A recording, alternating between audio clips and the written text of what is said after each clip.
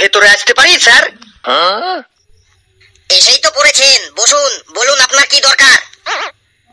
দরকার তো অনেক কিছুই, কিন্তু কোথায় পাই বলুন?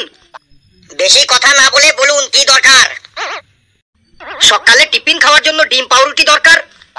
রাস্তার ধারে ঠেলা গাড়িতে যান। দুপুরে লাঞ্চ খাবার জন্য মাছ ভাত দরকার। হোটেলে যান। রাত্রে ডিনারের জন্য ফ্রাইড রাইস আর চিলি চিকেন দরকার। রেস্টুরেন্টে যান। পরার জন্য জামা কাপড় দরকার। শপিং মলে যান। ভালো করে ঘুমানোর দরকার। সিনেমা হলে যান। একটু নিরালা নিঝুম জায়গায় বেড়াতে যাওয়ার দরকার। তাহলে শ্মশানে যান। এইসব সমস্যা নিয়ে এখানে এসেছেন কেন? জানেন না এটা পুলিশ স্টেশন? আমি কি একবারও বলেছি এটা রেল স্টেশন? বলুন আপনার সমস্যাটা কি? সমস্যা কি শুধু একটা? বেশ, আপনার যে কটা সমস্যা আছে বলুন। এই কিছুদিন ধরে চোখে একটু কম দেখছি, কানে একটু কম শুনছি, খাসির মাংসর হাড় চেবাতে গেলে দাঁতে একটু ব্যথা লাগছে, মাছ মাংস ডিম একসাথে খেলে পেটে গ্যাস হয়ে যাচ্ছে। অনেক সমস্যা স্যার, অনেক সমস্যা। আরে এটা ডাক্তারখানা নয়, এটা পুলিশ থানা। পরিষ্কার করে বলুন এখানে কেন এসেছেন? স্যার কমপ্লেন করতে এসেছি, কমপ্লেন। আচ্ছা বুঝলাম। এবার বলুন কি জন্য, কার জন্য কমপ্লেন করবেন? আমার গাছের সব নারকেল চুরি হয়ে গেছে স্যার। বেশ, নাম বলুন। কার নাম বলবো স্যার? চোরের নাম? না, আপনার নাম বলুন। আমার তো অনেক নাম, কোন নামটা বলবো স্যার? অনেক নাম তার মানে? হ্যাঁ স্যার, দাদুটাকে বাঁকা বলে, ঠাকুমাটাকে সোজা বলে, বাবাটাকে আলু বলে, মাটাকে কালু বলে। কোন নামটা বলবো স্যার? আপনার সব সার্টিফিকেটে কি নাম আছে বলুন। সেও তো অনেক নাম। রেসিডেন্ট সার্টিফিকেট আছে ঘুট্টু, ইনকাম সার্টিফিকেট আছে পট্টু, স্কুল সার্টিফিকেট আছে মুট্টু। বাপরে বাপ, আপনার জন্ম সার্টিফিকেটে কি নাম আছে বলুন। জন্ম সার্টিফিকেটে? জন্ম সার্টিফিকেটে? জন্ম সার্টিফিকেট আছে পটাই লেক গভর্নমেন্ট। পটাই লেক গভর্নমেন্ট মানে? এটা আবার কোনো নাম হলো? পটাই লেক গভর্নমেন্ট? কেন হবে না স্যার? পটাই হলো ফার্স্ট নেম, লেক হলো মিডিল নেম, আর গভর্নমেন্ট হলো সার নেম মানে টাইটেল।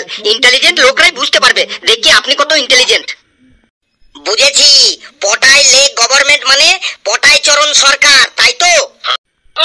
একদম ঠিক ধরেছেন। লেক মানে চরণ আর গভর্নমেন্ট মানে সরকার। কেয়া বাত হ্যায়। আপনার বাবার নাম? স্যার কোন বাবার নাম বলবো? সে কি, আপনার কটা বাবা? কেন দুটো?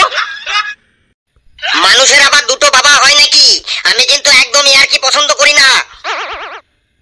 হ্যাঁ স্যার হয়, কারো কারো একটা বাবা, আবার কারো কারো দুটো বাবা। সেটা আবার কেমন শুনি? স্যার যারা বিয়ে করেনি তাদের একটাই বাবা মানে নিজের বাবা, আর যারা বিয়ে করেছে তাদের দুটো বাবা মানে নিজের বাবা আর শ্বশুর বাবা। তাই আমি জিজ্ঞাসা করছি কোন বাবার নাম বলবো, নিজের বাবার নাম নাকি শ্বশুর বাবার নাম? আপনার নিজের বাবার নামটাই বলুন। আমার নিজের বাবার নাম হলো ব্ল্যাক লেক গভর্নমেন্ট।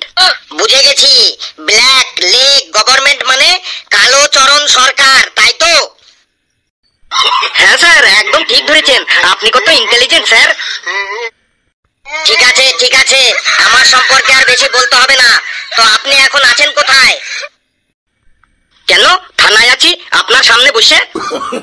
আরে সেটা বলছি না, বলছি আপনি কোথায় থাকেন, মানে আপনার বাড়ি কোথায়? স্যার আমার বাড়ি হলো লেমন গার্ডেন 5 হেড মোড়। লেমন গার্ডেন 5 হেড মোড়? আমার 20 বছরের সার্ভিস লাইফে এমন জায়গার নাম তো কোনোদিন শুনিনি। ভালো করে বলুন। লেমন গার্ডেন 5 হেড মোড় মানে হলো লেবু বাগান 5 মাথা মোড়। সেটা এখান থেকে কত দূর? স্যার বাসে করে যাবেন নাকি হেঁটে যাবেন? আমি বাসেও যাব না, আমি হেঁটেও যাব না, আমি আমার গাড়িতে যাব। মোটর সাইকেলে যাবেন নাকি 4 চাকায় যাবেন? আমি আমার 4 চাকা সার্ভিস গাড়িতে যাব। বোলেরো গাড়িতে যাবেন নাকি জিপ গাড়িতে যাবেন? আমি বোলেরো গাড়িতেই যাব। গাড়িটা নিজে চালাবেন নাকি ড্রাইভার চালাবে? ড্রাইভার চালাবে। ড্রাইভারটা ইয়ং নাকি বুড়ো? ড্রাইভার আবার ইয়ং বুড়ো দিয়ে কি হবে? ইয়ং ড্রাইভার হলে 30 মিনিটে পৌঁছে দেবে, আর বুড়ো ড্রাইভার হলে 1 ঘন্টা লাগাবে। এবার বলুন, আপনার গাছের নারকেলগুলো দিনে চুরি হয়েছে নাকি রাতে চুরি হয়েছে? স্যার রাতে চুরি হয়েছে। তখন আপনি কি করছিলেন? স্যার তখন আমি রাতে খেয়ে দিয়ে ঘরের বারান্দায় বসে একটা বিড়ি খাচ্ছিলাম। আপনি জেগে থাকা সত্ত্বেও চুরি হয়ে গেল? আমিও কাল রাত থেকে সেটাই ভাবছি, আমি জেগে থাকা সত্ত্বেও আমার গাছের নারকেল চুরি হয়ে গেল। আপনি চুরি হওয়াটা দেখেছেন? তাহলে আর বলবো কি, একদম আমার চোখের সামনেই হয়েছে, আমার এই নিচের চোখের সামনেই হয়েছে। আপনার চোখের সামনে চুরি হয়ে গেল আর আপনি কিছুই বললেন না? কি আশ্চর্য! আমি তখন বিড়ি টানছিলাম আর ভাবছিলাম। কি ভাবছিলেন শুনি? চোরটা আমার পাঁচিলের দরজা খুলে আস্তে আস্তে আমার বাগানে ঢুকলো।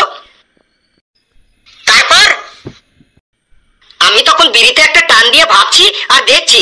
তারপর চোরটা চারিদিকে তাকালো, কেউ আছে কিনা দেখলো।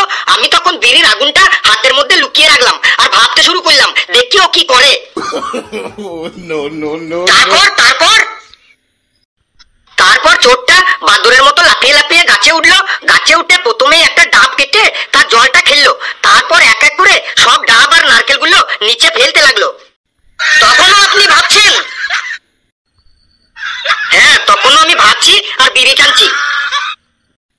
তাহলে তখন আপনি চিৎকার করলেন না কেন? চিৎকার করলে তো চোরটা পালিয়ে যাবে আর আমার গিন্নির কাঁচা ঘুমটা ভেঙে যাবে। গিন্নির কাঁচা ঘুম ভেঙে দিলে আমার কি আর রক্ষা আছে? কি সাংঘাতিক ব্যাপার! তারপর চোরটা কি করলো? তারপর চোরটা গাছ থেকে নেমে বাইরে গেল। বাইরে থেকে একটা টোটো এনে সব ডাব আর নারকেলগুলো টোটোতে চাপিয়ে 100 কিলোমিটার স্পিডে সাঁই করে রকেটের মতো বেরিয়ে চলে গেল। কি সাংঘাতিক, কি সাংঘাতিক! চোরটা যখন বেরিয়ে যাচ্ছে তখন ওকে ধরলেন না কেন? অন্তত একবার চিৎকার তো করতে পারতেন। আমি তো তখন বিড়ি টানছি আর ভাবছি কি করা যায়। তারপর যখন ভাববা শেষ হলো আর আমি আপনার কাছে চলে এলাম। কি সাংঘাতিক, কি সাংঘাতিক! বেশ, আপনি ভাবতেই থাকুন আর দেখুন এবার আমি কি করি। বন্ধুরা, ভিডিওটা কেমন লাগলো কমেন্টসে জানাবেন, আর ভিডিওটা লাইক করবেন, শেয়ার করবেন, আর চ্যানেলটিকে সাবস্ক্রাইব করবেন। যত বেশি হাসবেন তত বেশি সুস্থ থাকবেন। সকলে খুব খুব ভালো থাকবেন। বন্ধুরা, ভিডিওটা কেমন লাগলো কমেন্টসে জানাবেন, আর ভিডিওটা লাইক করবেন, শেয়ার করবেন, আর চ্যানেলটিকে সাবস্ক্রাইব করবেন। যত বেশি হাসবেন তত বেশি সুস্থ থাকবেন। সকলে খুব খুব ভালো থাকবেন।